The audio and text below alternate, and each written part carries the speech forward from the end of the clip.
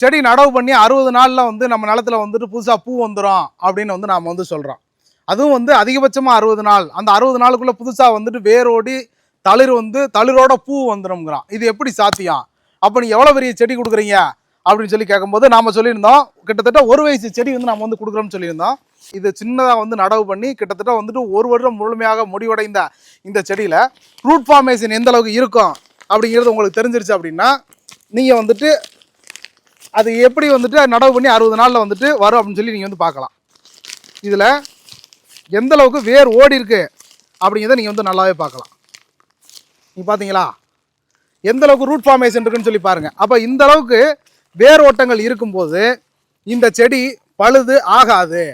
இந்த செடி வந்துட்டு இப்படி நம்ம நடவு பண்ணும்போது இது வந்து நம்ம சொல்கிறோம் பாக்கெட்டை பிரித்து மண்ணோடைய இப்படி நடவு பண்ணும்போது பார்த்தீங்கன்னா இது வந்து பழுதாகாமல் வரும்னு சொல்கிறோம்.